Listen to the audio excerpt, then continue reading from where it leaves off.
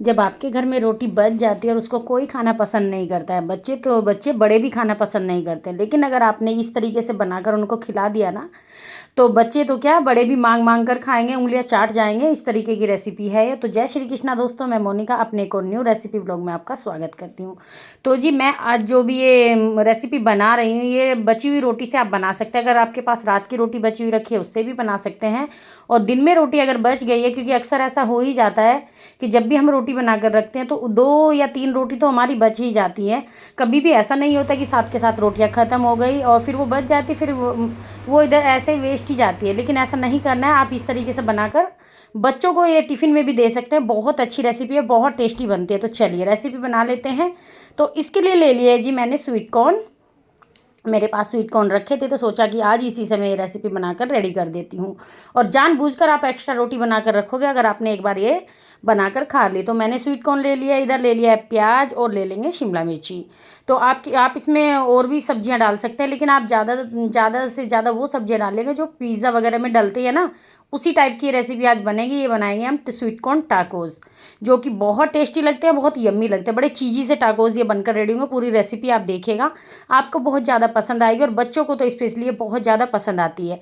बच्चों के आप टिफ़िन में भी दे सकते हैं, छोटी मोटी भूख लगी है तभी भी आप बच्चों को बनाकर खिला सकते हैं। तो शिमला मिर्ची ले लिया, उसको अच्छे से कट कर लिया। फ्रेश शिमला मिर्ची होंगी तो और ज़्यादा अच्छा रहेगा। आप इसमें ना वो भी डाल सकते हैं, पनीर वगैरह भी ऐड कर सकते हैं अगर आपके बच्चे खाते हैं तो। मेरे बच्चों को वैसे स्वीट कॉर्न का टेस्ट पसंद नहीं आता है, बट पिज़्ज़ा में और इस तरीके से जब मैं टाकोस वगैरह बनाकर खिलाती हूँ ना, तो वो खा लेते हैं। नॉर्मली जैसे स्वीट कॉर्न चाट वगैरह बनाकर खाते हैं वैसे वो पसंद नहीं करते हैं। अगर चाट वगैरह बनाकर खानी होता है फिर मैं और मेरे हस्बैंड ही खाते हैं, फिर बच्चे उसको नहीं खाते हैं। लेकिन पिज़्ज़ा, ब्रेड पिज़्ज़ा हुआ या नॉर्मल पिज़्ज़ा, वो बनाकर स्वीट कॉर्न वाला खिला देती हूँ तब वो खा लेते हैं। थोड़ा सा मैंने लहसुन भी डाला है, इसको मैं अपने तरीके से बना रही हूँ। तो इसमें लहसुन ले लिया और थोड़ा देख रही थी इसमें कि कुछ पीसीज होते हैं ना, कुछ भी दाने वगैरह जो होते हैं स्वीट कॉर्न के, वो हल्के से 1-2 दिन जब हो जाते हैं तो वो गल सी जाते हैं। तो साइड में साफ़ कर लिया, उसको साफ़ करके धुल लिया है।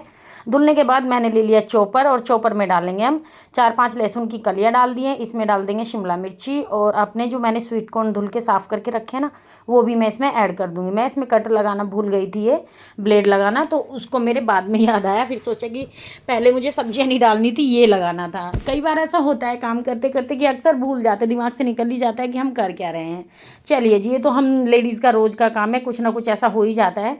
जो मैंने प्याज ली थी उसको भी रफली काट लेंगे और इनको अच्छे से चॉप कर लेंगे। आप चाहो तो मैनुअल चॉपर आपके पास वो, उसमें भी कर सकते हैं, या आप बारीक बारीक इनको हाथों से भी चॉप कर सकते हैं।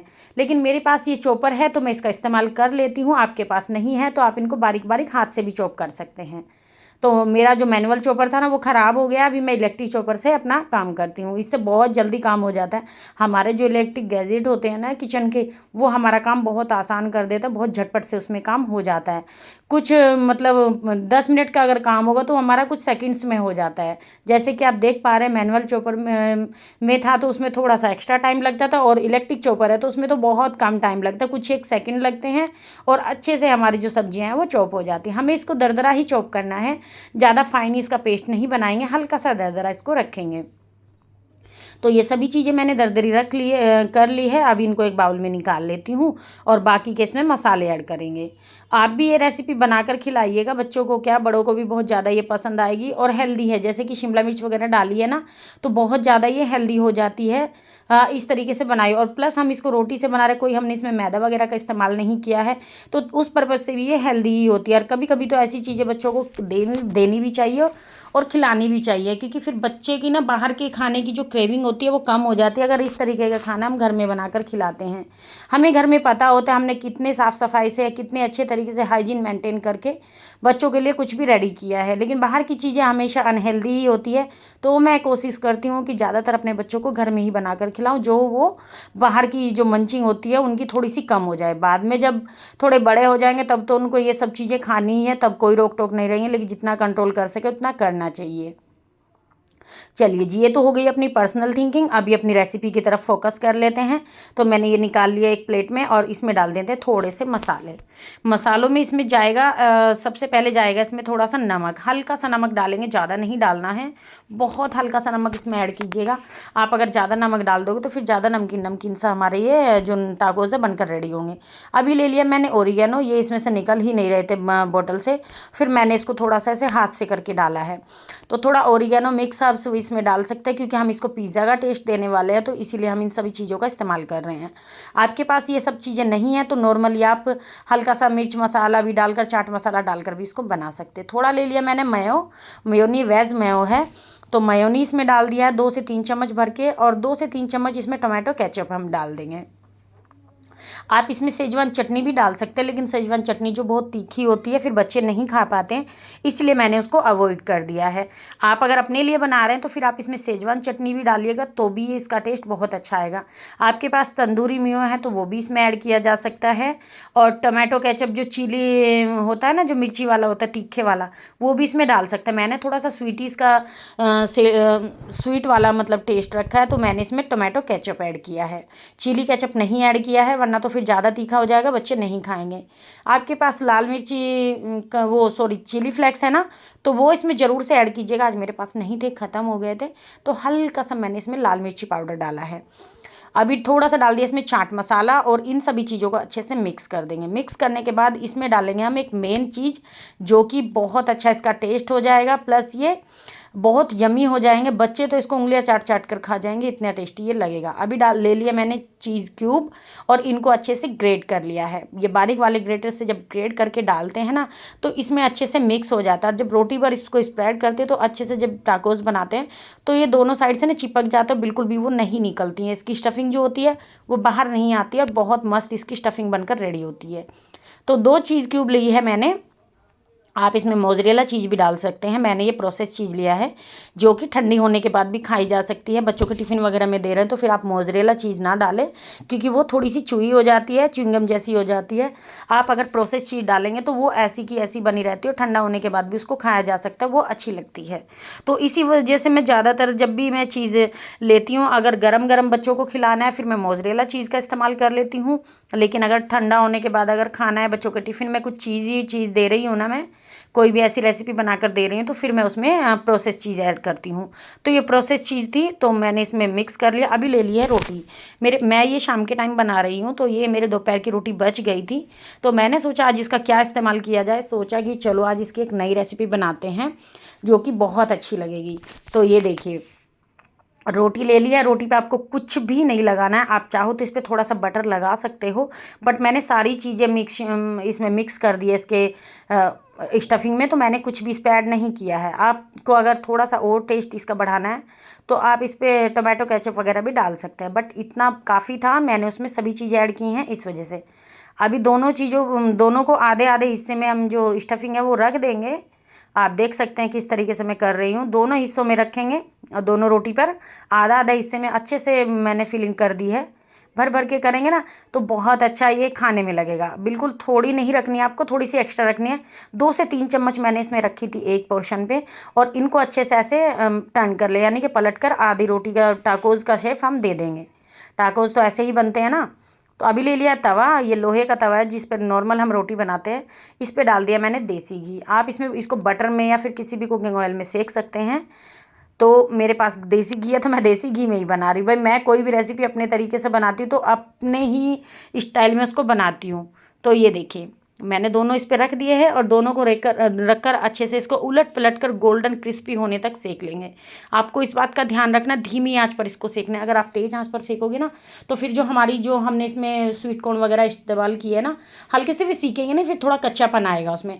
तो आप धीमी आंच पर इसको सेके, एक तो ये खस्ता हो जाएंगे, ऊपर से ये इसका टेस्ट बहुत ज़्यादा बढ़ जाएगा, कुरकुरे से हो जाएंगे। आगे मैं आपको इसकी आवाज़ भी सुनवाऊंगी। बहुत क्रिस्पी और बहुत कुरकुरे टाकोस बनकर हमारे रेडी होंगे। हल्का सा पोटैटो मैशर से मैंने दबा दबा कर इसको क्रिस्पी कर लिया है। क्रिस्पी करने से बहुत ज़्यादा इसका स्वाद बढ़ जाता है। और हाँ गाइज, प्लीज़ आपको अगर मेरी रेसिपी देखने के बाद अच्छी लगती है तो लाइक कीजिएगा, शेयर कीजिएगा, कमेंट कीजिएगा। और हाँ, चैनल पर नए हैं ना तो सब्सक्राइब जरूर कर लीजिएगा अच्छी अच्छी रेसिपीज़ देखने के लिए। मैं बच्चों के टिफ़िन के लिए बहुत अच्छी अच्छी रेसिपीज़ लेकर आती हूँ। और गर्मियों की रेसिपी आज आगे आने वाले टाइम में बहुत सारे रेसिपीज़ मैं आपके साथ शेयर करूँगी, तो पूरे वीडियो में बने रहिएगा। तो ये देखिए हमारे टाकोज अच्छे से सीख चुके हैं ना। ये स्टफिंग इसमें थोड़ी सी एक्स्ट्रा हो गई थी, तो जो कि मैंने जो दबा दबा कर सेके ना, हल्की सी बाहर आ गई थी, लेकिन उससे कोई फ़र्क नहीं पड़ता है। टेस्ट इसका बहुत अच्छा था। अभी जो मैंने दूसरे टाकोज बना कर रखे हैं वो भी मैंने इसमें हल्की सी फिलिंग कम रखी है, तो ये अच्छे से सीख जाएंगे। इनको भी उलट पलट कर क्रिस्पी करारा होने तक सेक लेंगे। और आप भी अपने बच्चों को इस तरीके से बनाकर खिला सकते हैं। बची हुई रोटियां हैं, रोटी तो वैसे अच्छी ही होती हैं, बोलते हैं ठंडी रोटी खाने से जो शुगर के लिए ना बहुत अच्छी रहती हैं ठंडी रोटियां। तो ठंडी रोटी में कोई ऐसी बात नहीं है। पहले हमारे बड़े बुजुर्ग ना रात में रोटी बनाकर रख देते थे, या फिर ठंडी रोटी, जैसे सुबह की रोटी बची है तो शाम को खा लेते थे, शाम की रोटी सुबह को खा लेते थे। लेकिन आजकल नया ट्रेंड हो गया, कोई खाना ही पसंद नहीं करता है। लेकिन भाई मेरे घर में ऐसा नहीं, मेरे घर में रोटियां अगर बचती है एक्स्ट्रा तो हम उनको खा लेते हैं, गाय वगैरह को भी दे देते हैं, ऐसी नहीं है। और आप इसकी आवाज़ सुन सकते हैं कितने क्रिस्पी हमारे टाकोस बनकर रेडी हुए, तो आप इसकी आवाज़ से ही समझ सकते हैं। अंदर एकदम चीजी सी इसकी फीलिंग है, चटपटी सी, और ऊपर से ये इतने क्रिस्पी है बहुत ज़्यादा। और मैं आपको दिखा रही हूँ कितने यमी हमारे टाकोस बने। आप देखकर अंदाज़ा लगा सकते हैं कि कितने यमी ये हमारे बने होंगे। मेरे पास पिज़्ज़ा कटर नहीं है, वरना मैं बीच से कट करके भी इसको दिखा देती। अगर मैंने इसको चाकू से कट किया तो फिर इसकी फीलिंग सारी बाहर निकल जाएगी, इसीलिए मैंने इसको कट नहीं किया है। इसको ऐसे ही खा लेंगे तो बहुत टेस्टी लगेंगे। बच्चों के अगर टिफ़िन में दे रहे हैं तो फिर आपको कट कर कर बाइट साइज़ का ही बनाकर उनको देना पड़ेगा, वरना तो फिर बच्चों को खाने में आसानी नहीं रहेगी। लेकिन मैं तो इनको घर में बनाकर खिला रही हूँ, इसीलिए मैंने इनको ऐसे ही छोड़ दिया। तो आप देख सकते हैं कितने अच्छे हमारे टाकोस बने हैं, घर के बेसिक सामान से बन गए हैं। कुछ भी ऐसा बाहर से, मैं कुछ भी इस टाकोस को बनाने के लिए बाहर से कुछ भी एक्स्ट्रा नहीं लेके आई हूँ। मेरे घर में जो चीज़ें अवेलेबल थी मैं उसी से ही बनाकर कोई भी रेसिपी रेडी कर लेती हूँ। बची हुई रोटियाँ थी, स्वीट कॉर्न आए हुए थे, शिमला मिर्च वगैरह रहती हैं फ्रिज में, तो फिर देर किस बात की। आप भी बनाकर खाइए, खिलाइए और अपना फीडबैक मुझे दीजिएगा। तो चलिए फिर मैं मिलती हूँ नेक्स्ट रेसिपी में, नई वीडियो में नई रेसिपी के साथ। तब तक के लिए जय श्री कृष्णा दोस्तों, bye bye, thanks for watching. और आप देख सकते हैं मेरे बच्चों का रिएक्शन, कि बच्चे इतने खुश हो रहे थे ना, वो तो खुशबू से ही। मेरा बेटा तो बोल रहा था कि मम्मी इतनी अच्छी खुशबू आ रही जैसे कि पिज़्ज़ा बन रहा है, क्योंकि इसका टेस्ट ही पिज़्ज़ा जैसा है। और बच्चे वैसे तो रोटियां खाते नहीं, और ये जो रोटियां हैं इन्होंने चाव से खाई है, क्योंकि इनके टाकोस जो बन गए हैं। इसको गरम लग रहा था क्योंकि गरम गरम थे, अभी मैं बना के लेके आए, थोड़ा सा ठंडा करके खाएंगे। तो आप भी अपने बच्चों को खिलाइए और बच्चों की वाहवाही लूटिए। बड़े भी आपकी तारीफ़ करते नहीं थकेंगे, क्योंकि इतनी अच्छी ये रेसिपीज़ बनती है। तो मैं वही रेसिपी आपके साथ शेयर करती जो मेरे बच्चों को पसंद आ जाती है। पहले मैं रेसिपी शूट करती हूँ, उसके बाद अगर बच्चों को टेस्ट अच्छा लगा, मुझे अच्छा लगा, तभी मैं आपको कोई रेसिपी देती हूँ, वरना तो नहीं अच्छा लगता तो फिर मैं नहीं देती हूँ। तो चलिए फिर मिलती हूँ नेक्स्ट वीडियो में, तब तक के लिए बाय बाय। बच्चे ही नहीं, मेरे घर में तो मुझे भी ये बहुत ज़्यादा पसंद आते हैं फ्रेंच फ्राई। जी हाँ, ये घर के बने हुए फ्रेंच फ्राई हैं और बहुत ज़्यादा जल्दी से झटपट से बन जाते हैं, और प्लस बहुत टेस्टी भी होते हैं। तो बाहर के फ्रेंच फ्राई तो आपने कई बार खाए होंगे, घर में एक बार ज़रूर से बनाइएगा। तो जय श्री कृष्णा दोस्तों, मैं मोनिका अपने एक और न्यू रेसिपी व्लॉग में आपका स्वागत करती हूँ। तो कैसे हैं आप सब? उम्मीद करते हैं कि आप सब अच्छे ही होंगे। तो चलिए अपनी रेसिपी शुरू कर लेते हैं। मैंने ले लिए बड़े साइज़ के 3 आलू, 2 से 3 आलू आपको ले लेने हैं। आपको जितने बनाने हैं उतने आप ले सकते हैं। मैं 3 आलू से ही बनाऊंगी, और 2-3 आलू से ही बहुत सारे फ्रेंच फ्राई बनकर रेडी हो जाते हैं। बहुत कम समय में बन जाते हैं, और प्लस बहुत चटपटे से बनते हैं, हेल्दी से बनते हैं। आप कुछ भी फ्लेवर वाले इनको बना सकते हैं। मैं इनको एक अलग तरीके से फ्लेवर से बनाऊंगी, और बहुत झटपट बन जाते हैं, सिर्फ 2 चीज़ों से। बाहर से ज़्यादा कुछ लाना भी नहीं पड़ता, ये सब चीज़ें हमारे घर में अवेलेबल होती ही हैं। और इस तरीके से अगर आप बनाओगे ना तो बहुत ज़्यादा आपको अच्छा लगेगा। बच्चे तो पसंद करेंगे, प्लस बड़े भी इसको उंगलियां चाट चाट कर खाएंगे, इतने टेस्टी ये फ्रेंच फ्राई लगते हैं। तो ये आलू मैंने ले लिए हैं बड़े साइज़ के, और आप कोशिश कीजिएगा चिप्स होना जो आलू होते हैं वही आपको लेने हैं इनको बनाने के लिए। जब हम ये अच्छे वाले आलू ले लेते हैं ना, तभी जो है हमारे फ्रेंच फ्राई अच्छे से क्रिस्पी बनते हैं। तो अभी ले लिया मैंने पानी, एक बाउल में पानी लेकर रख लूँगी, क्योंकि आलू जो है बहुत जल्दी काले पड़ने लगते हैं। तो आलू मैंने छील लिए, छील कर धुल लिए हैं, और धुलने के बाद इनको काट लेंगे। आप देख सकते हैं मैं किस तरीके से काट रही हूँ, इसीलिए मैंने थोड़े बड़े बड़े साइज़ के लिए थे। पहले दोनों साइड से इनको कट कर लिया, फिर इस तरीके से इनको फ्रेंच की शेप दे देंगे। आप चाहो तो छोटे भी बना सकते, कोई प्रॉब्लम नहीं है, लेकिन ये बिल्कुल इस तरीके से एक ही साइज में और एक शेप में कटे हुए होंगे ना, तो फिर ये देखने में भी बहुत ज़्यादा सुंदर लगेंगे। जैसे बिल्कुल मार्केट में मिलते हैं ना, वैसे ही लगेंगे ये। तो ये थोड़े बड़े भी लग रहे थे, और ये चाकू भी ना मेरा थोड़ा सा नया है, तो बिल्कुल भी अच्छे से काम नहीं कर रहा है अभी। मतलब कर रहा है, बहुत ज़्यादा शार्प है, तो हाथ में लगने का डर रहता है, इस वजह से बहुत धीरे धीरे से इससे मुझे करना पड़ रहा है।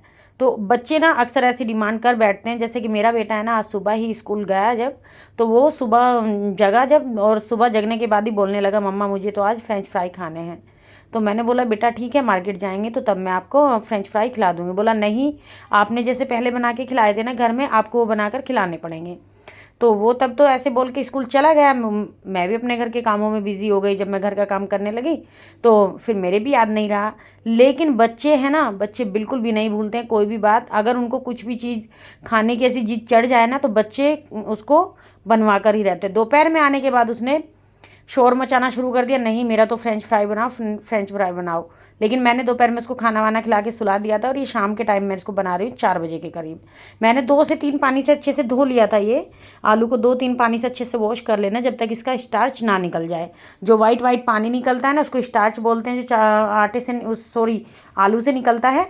तो आपको 3-4 पानी से धो लेना है। उसके बाद घड़ी देखकर आपको बिल्कुल एकदम टाइमिंग के अनुसार सिर्फ 4 से 5 मिनट ही इसको बॉयल करना है। ज़्यादा बॉयल इसको नहीं करना है, वरना तो ये ओवर कुक हो जाएंगे, फिर हमारे जो फ्राइज़ है ना वो बिल्कुल भी क्रिस्पी नहीं बनेंगे।